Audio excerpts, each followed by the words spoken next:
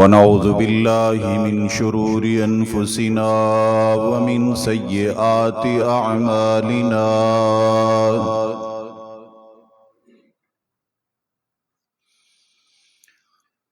من يهده الله فلا مضل له ومن يضلل فلا هادي له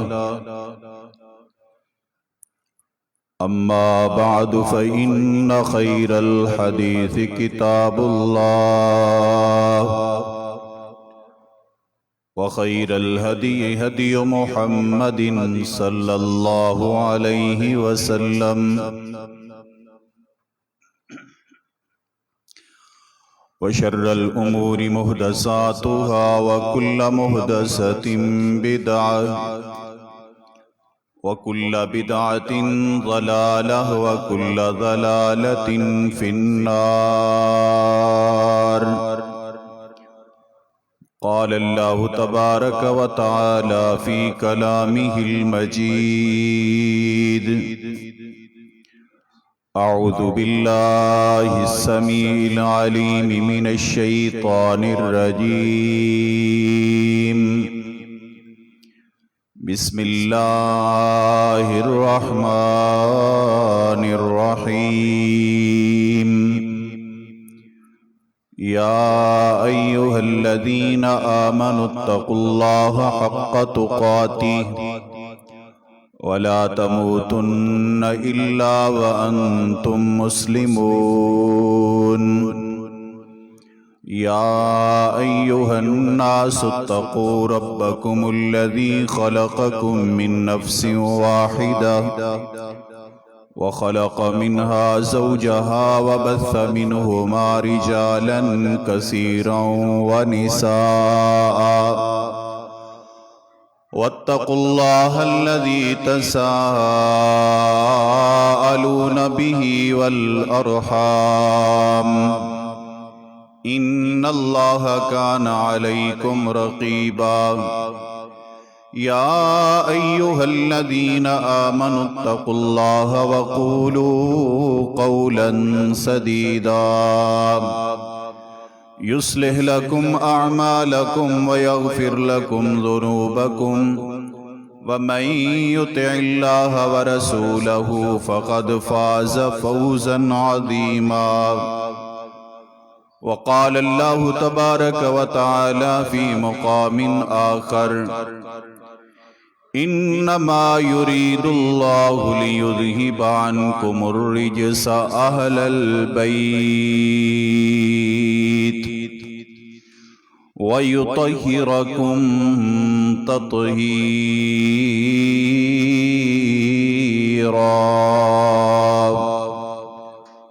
اللهم صل على محمد وعلى آل محمد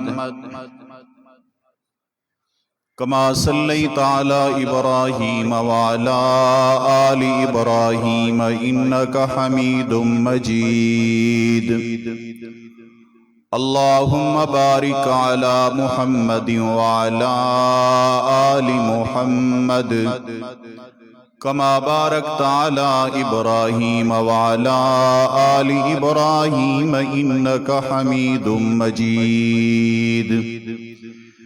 رب اشرح لي صدري ويسر لي أمري واحلل عقدة من لساني يفقهوا قولي.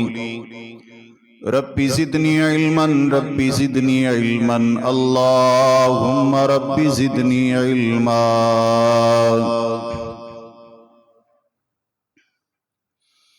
انتہائی واجب الاحترام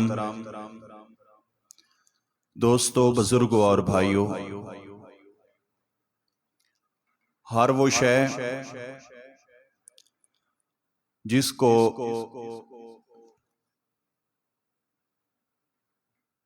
محبوب کائنات صلی اللہ علیہ وسلم کے ساتھ نسبت مل جائے، اللہ رب ذوالجلال اس چیز کا مقام اور مرتبہ عرفہ و اعلیٰ کر دیتا ہے۔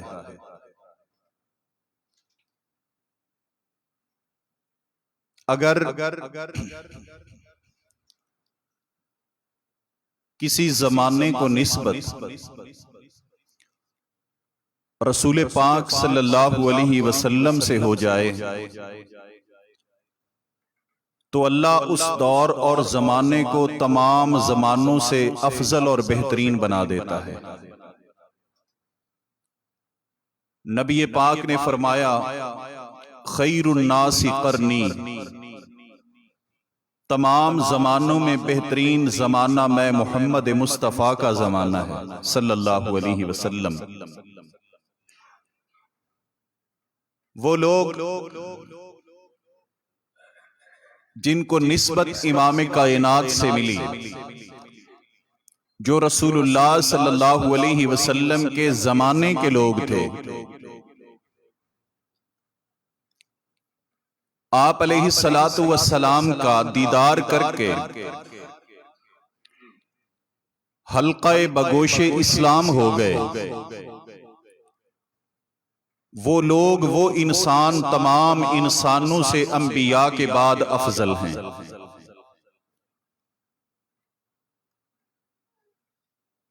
جن کا ٹائٹل اور اعزاز اللہ نے رضی اللہ عنہم ورضوا عنہ کی صورت میں عطا فرمایا۔ حضرات گرامی، وہ شہر جس شہر کو پیغمبر سے نسبت ہو گئی، اللہ نے ان شہروں کو تمام شہروں سے اعلیٰ اور بالا کر دیا۔ لا اقسم بہذا البلد وانت حل بہذا البلد۔ محترم ساتھیو، وہ پہاڑ جس پہاڑ کو نسبت رسول اللہ کی مل گئی، اس پہاڑ کو میرے رب نے تمام پہاڑوں سے افضل کر دیا، اور پیغمبر نے فرمایا ھذا جبل احد یحبنا ونحبہ، یہ احد پہاڑ، یہ وہ پہاڑ ہے کہ جو ہم سے محبت کرتا ہے اور اس سے ہم محبت کرتے ہیں۔ محترم ساتھیو، حتیٰ کہ جس سواری کو نسبت رسول اللہ سے ہو جائے، وہ سواری اونٹ ہو، تو اللہ اسے یہ عظمتیں عطا کرتا ہے کہ نبی پاک کے صحابہ فرماتے ہیں پیغمبر کی قصوہ اونٹنی کبھی کسی مقابلے میں پیچھے نہیں رہی تھی، اور جس سواری پہ سوار ہو کر آمینہ کے لال معراج پہ پہنچے، اس سواری کا تذکرہ اللہ نے حدیث بنا دیا۔ محترم ساتھیو، اور بہت سی چیزیں جس حجرے کو نسبت مصطفیٰ مل جائے، اللہ اس حجرے کو جنت کا ٹکڑا بنا دیتا ہے۔ جس کھجور کے تنے پر میرے پیغمبر ٹیک لگا کے خطبہ ارشاد فرمائیں، محبوب کی الفت، مقام اور محبت کو وہ تنا بھی سمجھ جاتا ہے۔ صحابہ کرام ارشاد فرماتے ہیں کہ پیغمبر ایک کھجور کے تنے کے اوپر ٹیک لگا کے خطبہ ارشاد فرمایا کرتے تھے، تو آپ کو ایک انصاریہ عورت نے ممبر بنا کے ہدیہ کیا۔ آپ ممبر پہ براجمان ہوئے، آپ نے کھجور کا تنا سائیڈ پہ کیا۔ میرے نبی کے اصحاب فرماتے ہیں اس کھجور کے تنے کی ہم نے ایسے سسکیاں سنی جیسے ماں سے بچھڑ کے بچہ روتا ہے۔ میرے پیغمبر صلی اللہ علیہ وسلم نے ایک گڑھا کھدوایا اور اس کے اندر اس تنے کو ایسے دفن کیا جیسے انسان کو کیا جاتا ہے۔ حضرات گرامی، جس پانی کو نسبت پیغمبر کی مل گئی، میرے پیغمبر علیہ الصلوۃ والسلام کا لب گیا، اللہ تعالیٰ نے کڑوے پانی کو میٹھا کر دیا، اور جن افراد کو میرے محبوب صلی اللہ علیہ وآلہ وسلم کی نسبت مل گئی، آج ان کا تذکرہ ہوگا۔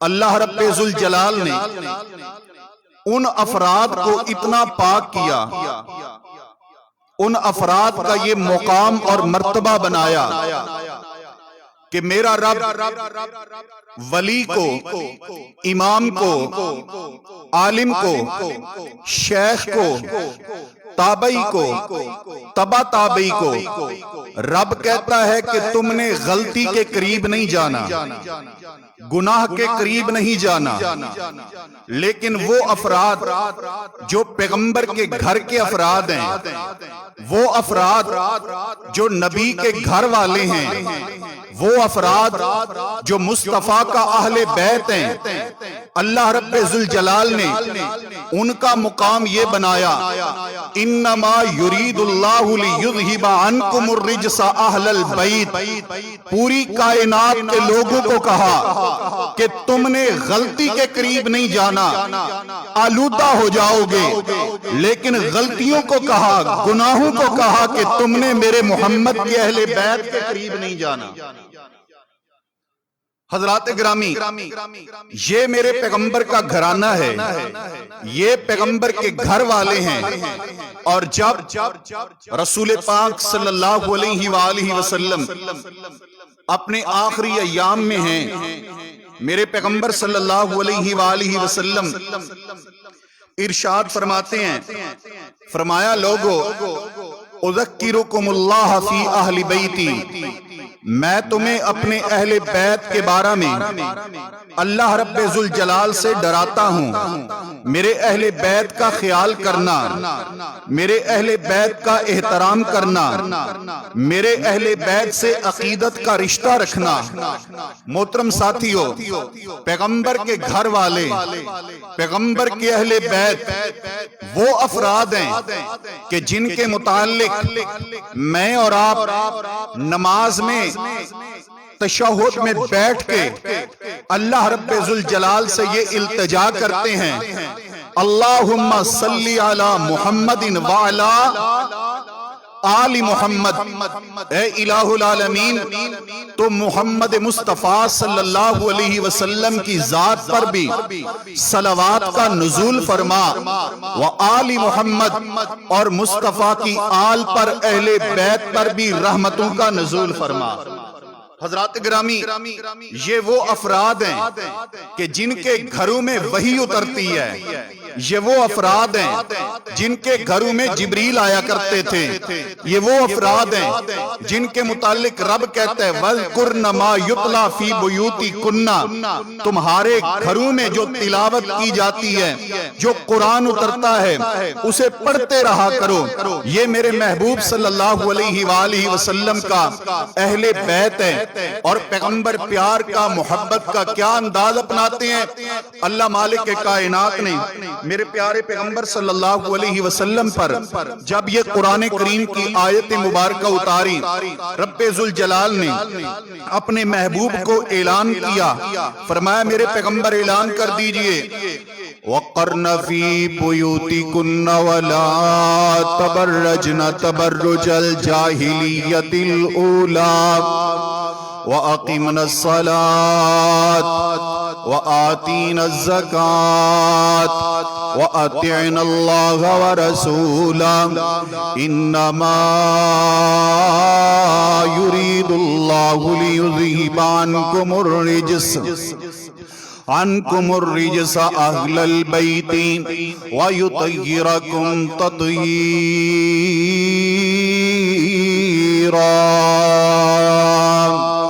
اللہ خالق ارض و سما نے میرے پیارے پیغمبر علیہ السلام کو فرمایا اے میرے پیارے پیغمبر اپنے گھر والوں کو کہہ دیجئے اپنے گھروں کے اندر ٹکے رہیں رکے رہیں گھروں سے باہر نہ نکلیں اللہ مالک کائنات نے بلا ضرورت شرعیہ پیغمبر علیہ السلام کے گھر والوں کو باہر نکلنے سے منع کر دیا پھر فرمایا وَلَا تَبَرَّجْنَ تَبَرُّجَ الْجَاهِلِيَّةِ الْأُولَى دور جاہلیت کی جو زیب و زینت تھی اے پیغمبر کا اہل بیت اسے بھی چھوڑ دو ترک کر دو پھر الہ العالمین نے فرمایا وَأَقِمْنَا الصَّلَاةَ وَآتِينَا الزَّكَاةَ وَأَطِعْنَا اللَّهَ وَرَسُولَهُ نماز قائم کرتے رہو زکوٰۃ ادا کرتے رہو اللہ اور اس کے رسول کی اطاعت اور فرما برداری کرتے رہو اے الہ العالمین یہ آرڈر یہ احکام میرے پروردگار عالم ان کا فائدہ کیا ہے ریزلٹ کیا ہے نتیجہ کیا ملے گا پروردگار عالم نے فرمایا انما یرید اللہ لیذہب عنکم الرجس اہل البیت کیونکہ پروردگار عالم کا یہ ارادہ ہے کہ اے پیغمبر کے گھر والو اے نبی کے اہل بیت اللہ تبارک و تعالی تم سے نجاستیں اللہ رب ذوالجلال تم سے خطاؤں کو غلطیوں کو گندگی کو دور کر دینا چاہتے ہیں حضرات گرامی اب غور کیجئے یہ میرے پیغمبر علیہ السلام کے اہل بیت کی عظمتیں ہیں گھر والوں کی شانیں ہیں ہر مکتبہ فکر پیغمبر کے اہل بیت سے عقیدت رکھتا ہے اہل بیت سے محبت رکھتا ہے کیونکہ میرے پیارے پیغمبر صلی اللہ علیہ وآلہ وسلم آپ علیہ السلام اپنی امت کو یہ وصیت اور تلقین فرما کے گئی ہیں آپ نے فرمایا اے لوگو میں تمہارے اندر دو چیزیں چھوڑ کے جا رہا ہوں ایک موقع پر آپ نے فرمایا اللہ کی کتاب اور اپنی سنت دوسرے مقام پہ میرے پیارے پیغمبر صلی اللہ علیہ وآلہ وسلم نے فرمایا کتاب اللہ فیہ الہدا والنور ایک میں اللہ کی کتاب چھوڑ کے جا رہا ہوں جس کے اندر ہدایت بھی ہے نور بھی ہے اور دوسرے نمبر پر میرے رب ذوالجلال نے فرمایا وعطرۃ اہل بیتی اور لوگوں دوسری چیز میرے اہل بیت کی عزت ہے اہل بیت کی عظمت ہے اہل بیت کا تقدس ہے اہل بیت کا حیا ہے اہل بیت کی شان اور عظمت ہے اے کائنات کے لوگوں جیسے تم نے رب ذوالجلال کی کتاب کو سینے سے لگانا ہے اس کا احترام کرنا ہے ایسے ہی تم نے میرے اہل بیت کا بھی احترام کرنا ہے پیغمبر کا اہل بیت پیغمبر کے گھر والے حضرات گرامی جیسے قرآن کریم سے محبت عقیدت ضروری ہے رب کی کتاب ہے ایسے ہی اہل بیت سے بھی محبت اور عقیدت ضروری ہے کیونکہ پیغمبر کے گھر والے ہیں میرے نبی کے گھر والے اور آج جس پہلو پر میں چند باتیں آپ سے عرض کروں گا اس میں کوئی شک ہی نہیں ہے کہ میرے پیغمبر کا حسن پیغمبر کا اہل بیت نبی کا حسین پیغمبر کا اہل بیت نبی کی فاطمہ پیغمبر کے اہل بیت پیغمبر کا علی پیغمبر کا اہل بیت یہ تمام افراد پیغمبر کے گھر والے پیغمبر کے اہل بیت ہیں لیکن نبی کے اہل بیت کا تذکرہ کر کے 5 لوگوں کو پاک کہا جاتا ہے اور باقی افراد جو میرے پیغمبر کے گھر والے ہیں ان کو پیغمبر کے اہل بیت سے خارج کر کے ان پہ تبرہ کیا جاتا ہے برا بھلا کہا جاتا ہے پھر انصاف کیجئے اہل بیت کا انکاری وہ ہے جو پیغمبر کے افراد خانہ کو پیغمبر کے اہل بیت سے نکال کے گالم گلوچ کرتا ہے وہ پیغمبر کے اہل بیت کا منکر ہے یا وہ اہل بیت کا منکر ہے جو پیغمبر کے تمام گھر والوں کو آپ کا اہل بیت بھی مانتا ہے اور ان سے عقیدت و احترام کا رشتہ بھی اپنا نبھاتا ہے کون ہے ان میں سے اہل بیت کا منکر حضرات گرامی آپ ایک شخص کہتا ہے میرے گھر والوں کا خیال کریں آپ گھر والے اس کے 10 ہوں آپ 2 کا خیال کریں اور 8 کا کہیں نہیں یہ اس کے گھر والے ہیں ہی نہیں یا آپ اس کے گھر والوں سے محبت کر رہے ہیں عقیدت رکھتے ہیں، یا گھر والوں کے اندر آپ نے تقسیم اور پارٹیشن قائم کر کے دو کے ساتھ عقیدت احترام کا اعلان کر کے اور باقیوں کے ساتھ آپ جناب گستاخی کا رشتہ بنا رہے ہیں؟ یہ کون سا عدل اور انصاف ہے؟ آئیے غور کیجئے، قرآن کریم کی لغت سے ہم پڑھیں گے کہ پیغمبر علیہ السلام کے گھر والے کون ہیں، اہل بیت کون ہیں۔ جیسے میرے پیغمبر کے حسن، پیغمبر کے حسین، پیغمبر کی فاطمہ، پیغمبر کے علی، پیغمبر کا اہل بیت ہیں، ویسے ہی آج ثابت کروں گا انشاءاللہ العزیز کہ پیغمبر کی عائشہ بھی پیغمبر کا اہل بیت ہے، پیغمبر کی حفصہ بھی پیغمبر کا اہل بیت ہے، پیغمبر کی زوجہ زینب بھی پیغمبر کا اہل بیت ہے، پیغمبر کی بیوی ام سلمہ بھی پیغمبر کا اہل بیت ہے، پیغمبر کی بیوی خدیجہ بھی پیغمبر کا اہل بیت ہے، پیغمبر کی بیوی سودا بھی پیغمبر کا اہل بیت ہے۔ لوگوں، میرے پیغمبر کی تمام ازواج مطہرات پیغمبر کا اہل بیت ہے۔ جیسے پیغمبر کی بیٹی اور نواسے ان کا احترام فرض ہے، پیغمبر کا اہل بیت ہے، ویسے ہی پیغمبر کی بیویوں کو ماں مان کر ان کا احترام بھی فرض ہے، وہ بھی اہل بیت نبی کا۔ آئیے قرآن کریم پہ غور کیجئے، اللہ رب ذوالجلال نے سورہ یوسف کے اندر ایک واقعہ بیان فرمایا ہے، اس کی تفصیلات تو بہت لمبی ہیں، لیکن میں ایک مقام آپ کے سامنے رکھوں گا اور وہاں سے ہم دیکھیں گے کہ یہ اہل بیت اس میں کون آتے ہیں۔ تہمت لگی، الزام لگا سیدنا یوسف علیہ السلام پر۔ عزیز مصر کی بیوی ہے، بند کمروں میں لے جاتی ہے، جناب یوسف کو کہتی ہے یوسف ہی تلک، میری طرف آؤ دیکھو۔ حضرت یوسف علیہ السلام فرماتے ہیں معاذ اللہ، اللہ کی پناہ، میں آپ کی دعوت گناہ قبول نہیں کر سکتا۔ اس نے جناب یوسف علیہ السلام کو پکڑنا چاہا، رب ذوالجلال نے اپنے یوسف کو اشارہ فرما دیا کہ آپ دوڑ لگائیے۔ وہ دوڑ لگاتے ہیں، دروازے کھلتے گئے، تالے ٹوٹتے گئے۔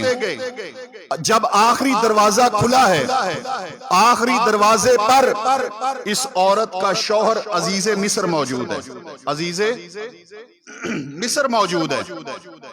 اس نے شوہر کو دیکھا، پریشان ہو گئی کہ اب اس ماجرے کو دیکھ کر یہ کیا کہیں گے، مجھے سزا دیں گے، توہین کریں گے، کیا کریں گے۔ فوراً اس نے اپنا بیان جاری کر دیا اور اپنے شوہر کو کیا کہتی ہے، قالت ما جزاء من اراد بأهلك سوءا الا ان يسجن او عذاب الیم۔ کہنے لگی ہے میرے سرتاج ہے، میرے شوہر، مجھے بتائیے اس بندے کی سزا کیا ہو سکتی ہے؟ وہ بندہ وہ انسان من اراد بأہلک سوءا، جو اپنے آپ کے اہل میں، آپ کے گھر والوں میں، آپ کے اہل میں، آپ کی آل میں برائی کا ارادہ کرے۔ توجہ ہے آپ کی، میں یہ آپ کو واقعہ نہیں سنا رہا اور نہ ہی وقت ہے۔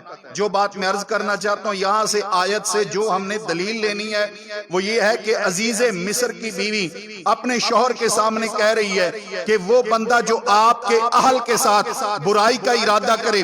اہل اور آل ایک ہی لفظ ہے، آل بھی پڑھ دیا جاتا ہے، اہل بھی پڑھ دیا جاتا ہے۔ اسے اہل اور آل عربی زبان میں معنی ایک ہے دونوں کا۔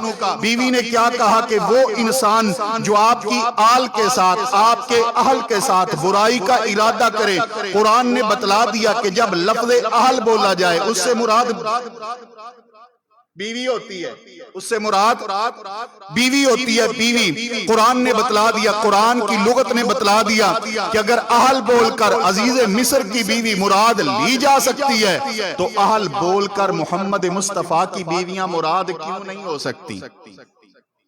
اس لیے جب میں اور آپ کہتے ہیں صلی اللہ علیہ وآلہ وسلم، یہ مت سمجھیے کہ اس میں عائشہ داخل نہیں، اس میں حفصہ داخل نہیں، اس میں جویریہ داخل نہیں، اس میں زینب داخل نہیں، اس میں ام سلمہ داخل نہیں، یہ غلط فہمی دور کرتا جاؤں۔ جب ہم کہتے ہیں صلی اللہ علیہ وآلہ وسلم، جیسے آل کے اندر میرے پیغمبر کے حسنین کریمین ہیں، جیسے آل کے اندر پیغمبر کی بیٹیاں ہیں، جیسے آل کے اندر پیغمبر کے نواسے ہیں، جیسے آل کے اندر پیغمبر کے علی ہیں، ویسے ہی آل کے اندر میرے پیغمبر کی ازواج مطہرات بھی ہیں۔ دوسری بات، دوسرا قرآن کریم کا مقام۔ کوئی شخص کہے کہ یہ تو عزیز مصر کی بیوی کی بات کر رہے ہیں نا، آپ کسی نیک بندے کی بات کریں، کسی صالح بندے کی بات کریں۔ آئیے قرآن کریم کا دوسرا مقام ہے، اس پہ غور کیجئے۔ اللہ تبارک و تعالیٰ کے جلیل القدر پیغمبر جناب موسیٰ علیہ السلام، فرعون سیدنا موسیٰ علیہ السلام کی جان لینا چاہتے ہیں۔ حضرت موسیٰ علیہ السلام مدین کو چھوڑ کر مصر کی طرف روانہ ہو گئے، مصر کو چھوڑ کر مدین کی طرف روانہ ہو جاتی ہیں۔ جناب موسیٰ علیہ السلام جب مدین میں پہنچے، فلما برد ماء مدین، جب سیدنا موسیٰ علیہ السلام مدین والوں کے کنویں پہ پہنچتی ہیں، کیا دیکھا جناب موسیٰ نے؟ وہاں پر لوگ اپنی اپنی بکریوں کو، اپنے اپنے جانوروں کو پانی پلا رہے ہیں۔ سیدنا موسیٰ علیہ السلام نے دیکھا دو بچیاں اپنی بکریوں کو سائیڈ پہ کھڑے کر کے روک کے بیٹھی ہوئی ہیں، انتظار کر رہی ہیں کہ جب یہ لوگ اپنے اپنے جانوروں کو پانی پلا کے چلے جائیں گے، ہم بھی اپنے جانوروں کو، اپنی بکریوں کو پانی پلائیں گی، چلی جائیں گے۔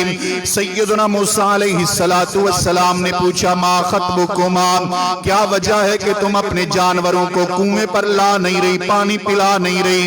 کہنے لگی، لا نسقی حتی یصدر الرعاء، اے اللہ تبارک و تعالیٰ کے بندے، اس وقت تک ہم پانی نہیں پلا سکتے جب تک کہ یہ چرواہے اپنے اپنے جانوروں کو پانی پلا نہ لیں، کیونکہ ہم کمزور ہیں، ہم بچیاں ہیں، ہم لڑکیاں ہیں، ہم عورتیں ہیں۔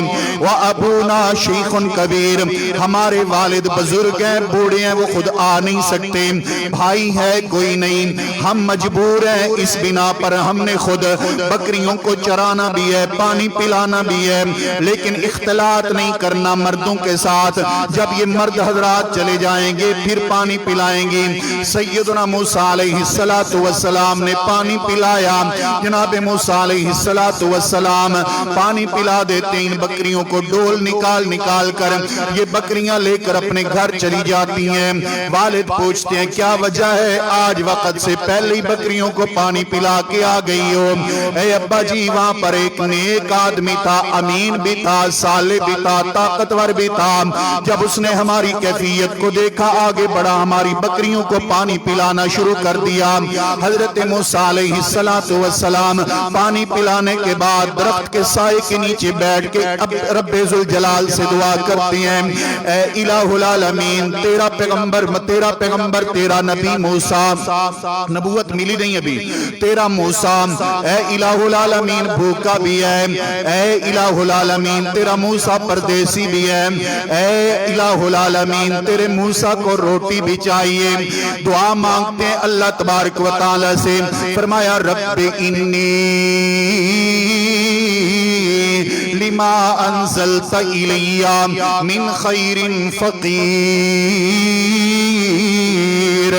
اے الہ العالمین جو خیر تو نے میری طرف بھیجی ہے، میرے پروردگار میں محتاج ہوں، ضرورت مند ہوں، الہ العالمین میری مشکلات کو حل فرما۔ اتنے میں وہ بچیاں جب اپنے باپ کو سارا واقعہ، ساری رویداد سناتی ہیں، سیدنا موسیٰ علیہ السلام کے متعلق بتاتی ہیں، اے ہمارے ابا جان، ہمیں گھر کے اندر چرواہا چاہیے، خادم چاہیے، اور اس سے بہتر ہو کوئی نہیں سکتا، جو طاقتور بھی ہے، امانت دار بھی ہے۔ بیٹیوں کو کہتے ہیں جناب موسیٰ علیہ السلام، جناب موسیٰ علیہ السلام کے متعلق ان کا والد کہتے ہیں، جاؤ بلا کے لاؤ۔ فجاءتہ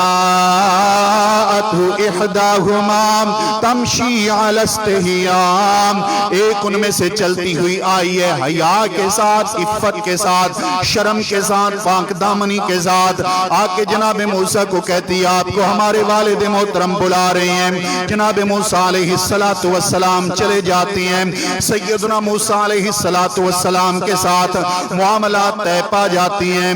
اے موسیٰ تم میرے گھر میں رہو گے، میری بکریاں چراؤ گے، میرے گھر میں خدمت کرو گے، لیکن ایک نوجوان لڑکے کو میں اپنے گھر میں رکھ نہیں سکتا بغیر نکاح کے، اس لیے تم میری ایک بیٹی کے ساتھ نکاح کر لو۔ حضرات گرامی میرے موسیٰ علیہ السلام نے اللہ اکبر خدمت کے لیے رکھنا ہے، بکریاں باہر چرانی ہیں، لیکن فرمایا نہیں، نکاح کرو تاکہ جائز اور حلال طریقے کے ساتھ میرے گھر میں رہو، ویسے نہیں، ویسے نہیں۔ اور آج ذرا ہم اپنے حالات پہ بھی نظر دوڑائیں۔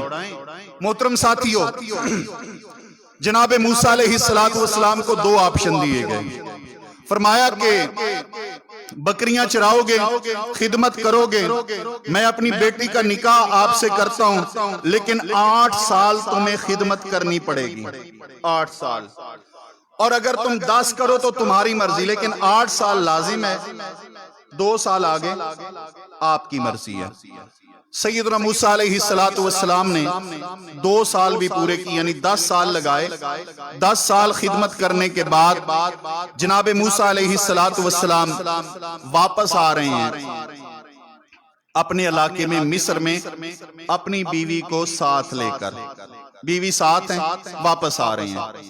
طور پہاڑ کے پاس سے گزرے تو سیدنا موسیٰ علیہ السلام، رات کا وقت ہے، تاریکی بھی ہے، ٹھنڈ بھی ہے، ایک چیز محسوس کی جناب موسیٰ نے، اور اس وقت انسان کو تپش بھی چاہیے، روشنی بھی چاہیے، تاریکی کے اندر، ٹھنڈ کے اندر۔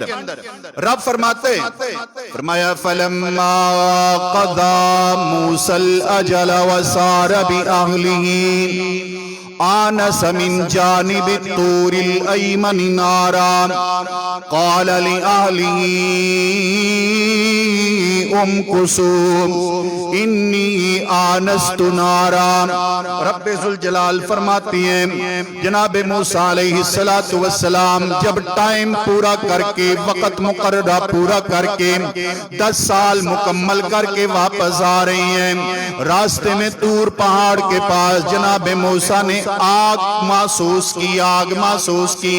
سیدنا موسیٰ علیہ السلام نے، اب یہ اگلی بات کہ وہ آگ، وہ اللہ کا نور تھا، یہ تمام باتیں، یہ تفصیلات میں نہیں آپ کے سامنے عرض کروں گا، جو ہمارے موضوع کے متعلقہ بات ہے اس پہ غور کریں۔ سیدنا موسیٰ علیہ السلام نے فرمایا آگ کو دیکھا، آگ کی ضرورت ہے، حرارت کی ضرورت ہے، تپش کی ضرورت ہے، روشنی کی ضرورت ہے۔ آگ کو دیکھا جناب موسیٰ نے، آگ کا شعلہ دیکھا۔ سیدنا موسیٰ اپنی بیوی کو فرمانے لگے امکثوا انی آنست نارا، یہیں رکو، میں نے آگ محسوس کی ہے، آگ محسوس کی ہے، وہاں سے میں کوئی شعلہ لے کے آتا ہوں آگ کا۔ اب رب فرماتے ہیں جن کو جناب موسیٰ نے فرمایا کہ میں نے آگ دیکھی ہے، میں لے کے آتا ہوں، ان کو جناب موسیٰ نے مخاطب کیسے کیا؟ رب فرماتے ہیں قال لِأَهْلِهِ، قال لِأَهْلِهِ، قال لِأَهْلِهِ، اپنے اہل کو فرمایا، اہل کو۔ اس سے کیا ثابت ہوتا ہے کہ رب جب اہل بول رہا ہے موسیٰ علیہ السلام کے لیے تو اس اہل سے مراد سب سے پہلے اس اہل میں داخل کون ہے؟ کون داخل ہے؟ کون داخل ہے؟ ایک بندہ آپ کو وہ دعوت نامہ بھیجے شادی کا اور کہے کہ آپ بما اہل و عیال تشریف لائیں، بما اہل و عیال، تو آل سے مراد آپ کسے لیتے ہیں؟ آل سے مراد داماد ہوتے ہیں؟ اچھی بولو۔ آل سے مراد کون ہوتے ہیں؟ پتہ نہیں، میرے خیال میں تسی کدے لے کے ہی نہیں گئے ہونے، اس واسطے پریشان بیٹھے ہو۔ آپ ہی گھر بھی ڈرے رہنے آتے، سفر چ بھی ڈر دے رہی ہے، کوئی ایسا ویسا مسئلہ تو نہیں ہے نا. تو اہل سے مراد کون ہوتا ہے؟ بیوی. تو جب لفظ بولا جاتا ہے اہل البیت، گھر والے، تو اس میں اہل میں آ گئی بیوی، جو بنیاد ہے، جو جڑ ہے، اس میں آ گئی بیوی، اور بیت میں آ گئی وہ شاخیں، وہ پھل جو رب اس اہل اور بیوی سے عطا کرتا ہے. اس پھل میں پھر بیٹے بھی آ جاتے ہیں، بیٹیاں بھی آ جاتی ہیں، اور باقی جو افراد خانہ ہیں وہ بھی آ جاتی ہیں. لیکن وہ تب آئیں گے جب آپ جڑ کو، اصل کو، بنیاد کو، اہل کو بیوی مانیں گے. کیا خیال ہے؟ جب اس کو آپ بیوی کو اہل مانتے ہی نہیں ہیں تو پھر شاخیں بھی اہل میں نہیں آئیں گی. اب کوئی شخص کہے کہ یہاں پر جناب موسیٰ نے اہل ہی بولا ہے نا، اہل بولا ہے، اہل بیت تو نہیں بولا. تو ان کے لیے جواب عرض ہے کہ بیت ابھی بنا نہیں تھا، گھر ابھی بنا نہیں تھا، ابھی صرف اہل تھا. اہل لے کے جا رہے تھے، بیت ابھی بننا تھا، بیت ابھی بنا نہیں تھا. اور جہاں پر اہل بھی موجود ہے، گھر بھی موجود ہے، وہاں پر بیوی کو اہل البیت بھی کہا گیا ہے. وہاں پر بیوی کو اہل بیت بھی کہا گیا ہے، جہاں پر اہل بھی موجود ہے اور گھر بھی موجود ہے. وہ بھی قرآن کریم کی لغت سے، قرآن سے ثابت کرتے ہیں اور پڑھتے ہیں اور دیکھتے ہیں کہ جہاں بیوی بھی ہے اور گھر بھی ہے، وہاں پر گھر والے اہل البیت، اس میں اللہ مالک کائنات کی لغت میں، قرآن نے بیوی کو شامل رکھا ہے. اور کیسے؟ اللہ تبارک و تعالیٰ کے پیغمبر جناب ابراہیم علیہ السلام تشریف فرما، سیدنا ابراہیم علیہ السلام کے پاس مالک کائنات کے ملائکہ آ گئے، فرشتے آ گئے. جناب ابراہیم علیہ السلام سوال کرتی ہیں، پروردگار عالم کے ملائکہ فرشتوں، آج کس طرف روانگی ہے، کدھر آئے ہیں؟ بلکہ وقت کے اندر وقت کی گنجائش نہیں، ورنہ میں آپ کو تھوڑی سی بات تفصیل کے ساتھ عرض کرتا چلے، خلاصہ دیتا جاؤں. سیدنا ابراہیم علیہ السلام کے پاس مہمان آئے. جب مہمان آئے، جناب ابراہیم علیہ السلام فوری اندر داخل ہو گئے، گھر میں چلے گئے. گھر کے اندر اور کوئی چیز نظر نہیں آئی، بچڑا نظر آیا. مہمانوں کو دیکھ کر بچڑے کی گردن پہ چھری چلا دی. مہمانوں کے لیے بچڑا ذبح کیا. یہ نہیں مہمان جانے لگے تو پھر بندہ پوچھے بھی ٹھنڈا یا گرم، بیٹھو کوئی تو کھانا پانی چاہے. نہیں، مہمان بے زبان ہوتا ہے، پوچھنا نہیں چاہیے، جو آپ کے پاس موجود ہے پیش فرما دیں. سیدنا ابراہیم نے بھی ایسے ہی کیا، بچڑا ذبح کر دیا. جناب ابراہیم علیہ السلام نے بچڑا ذبح کر کے ان مہمانوں کے سامنے رکھ دیا. مہمان بچڑے کو کھا نہیں رہے، ہاتھ نہیں جا رہے کھانے کی طرف. سیدنا ابراہیم پریشان ہو جاتی ہیں کہ کیوں نہیں کھا رہے، کیونکہ یہ سمجھا جاتا تھا، ہر علاقے کی ایک روایت ہوتی ہے، وہاں کی روایت یہ تھی کہ جس گھر میں کوئی نقصان کرنا ہو نا، اس گھر کا کھانا نہیں کھایا جاتا. تو انہوں نے بھی یہی سمجھا کہ شاید یہ کسی نقصان سے آئے ہیں، نقصان کی نیت سے آئے ہیں. یہ مہمان کہنے لگے ہیں جناب ابراہیم آپ گھبرائیں نہیں، ڈرے نہیں، پریشان نہ ہوں، اِنَّا رُسُلُ رَبِّكَ، ہم تو اللہ تبارک و تعالیٰ کے ملائکہ ہیں، پروردگار عالم کے بھیجے ہوئے ہیں، اللہ تبارک و تعالیٰ کے فرشتے ہیں. ہم کھانا نہیں کھاتے، کھانا کھایا نہیں کرتے، کھانا نہیں کھائیں گے. حضرات ذی وقار جناب ابراہیم پھر پوچھتی ہیں آپ کا کیسے آنا ہوا، یہ بتاتے ہیں قوم لوط کی طرف آئے تھے، اللہ تبارک و تعالیٰ نے ان کی بربادی کا فیصلہ کر لیا. اس کے بعد جناب ابراہیم علیہ السلام کو ایک خوشخبری دیتی ہیں اور کہنے لگے مالک کائنات نے آپ کی طرف بھی بھیجا ہے کہ جا کر میرے پیغمبر علیہ السلام کو ایک بیٹے کی خوشخبری دے کے آؤ، میرے ابراہیم کو بیٹے کی بشارت دو، خوشخبری دو.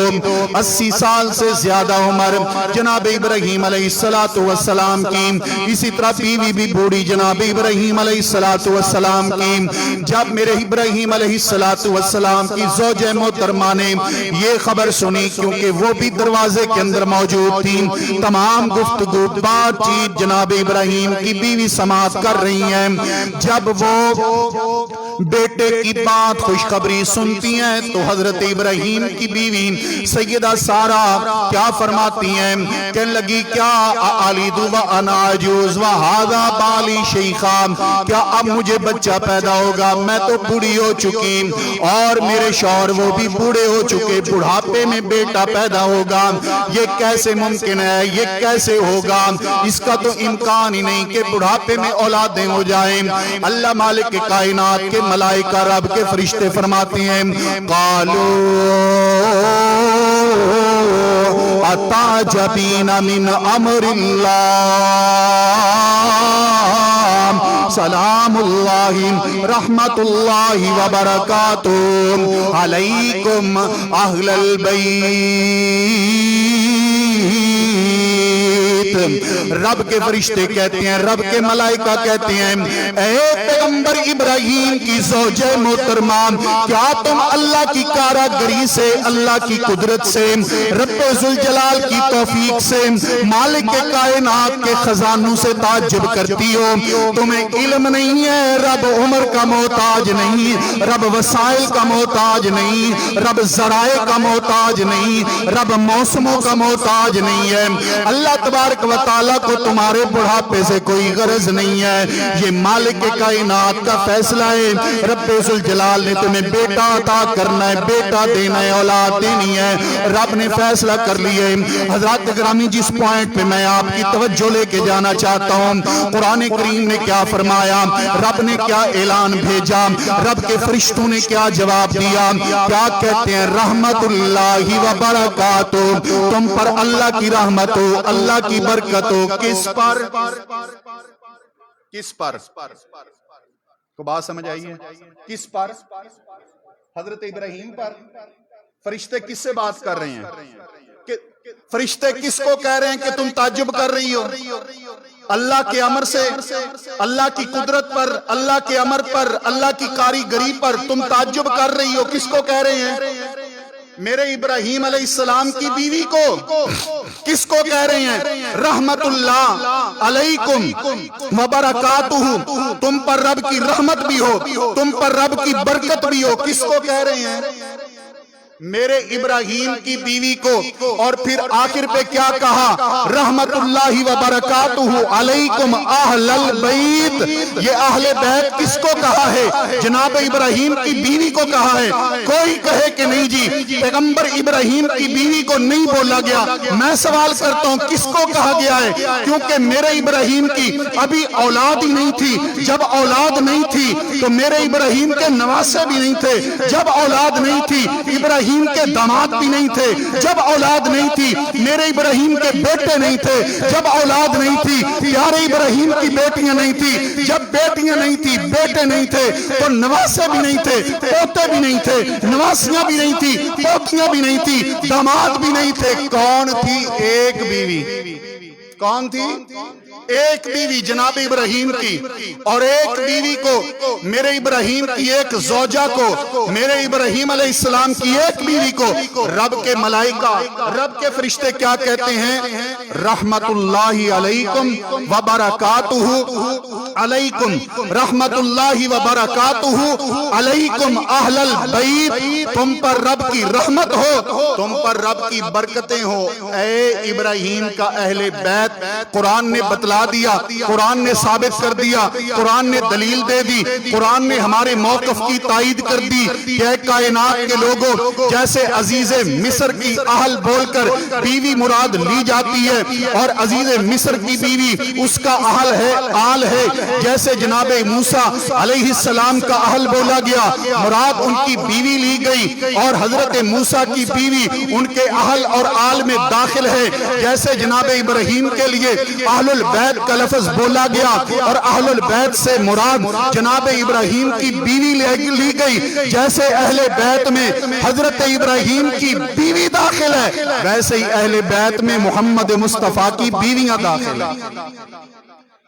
پیغمبر علیہ السلام کی بیویاں ازواج مطہرات داخل ہیں، اور قرآن کریم کا وہ رکوع پڑھیں جس رکوع کے اندر، جس مقام کے اندر رب ذوالجلال نے یہ آیات بولی ہیں، اور رب فرماتے ہیں انما یرید اللہ لیذھب عنکم الرجس اہل البیت، کہ اللہ اے اہل بیت تم سے رجس کو، غلاظتوں کو، نجاستوں کو دور کرنا چاہتا ہے۔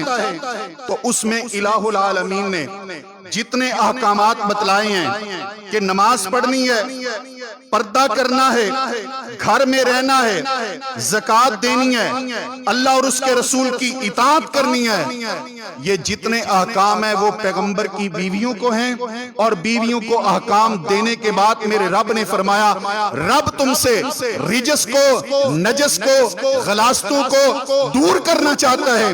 تو حضرات گرامی آج یہ پیغام لے کے اٹھیے کہ ہمارا اہل سنہ کا یہ موقف ہے، یہ نظریہ ہے کہ جیسے پیغمبر کے نواسے نبی کے اہل بیت ہیں، غلاظتوں نجاستوں سے پاک ہیں، پیغمبر کی بیٹیاں پیغمبر کے اہل بیت ہیں، غلاظتوں نجاستوں سے پاک ہیں، ویسے ہی پیغمبر کی ازواج مطہرات بھی پیغمبر کا اہل بیت ہیں، ہر قسم کی نجاست اور غلاظت سے پاک ہیں۔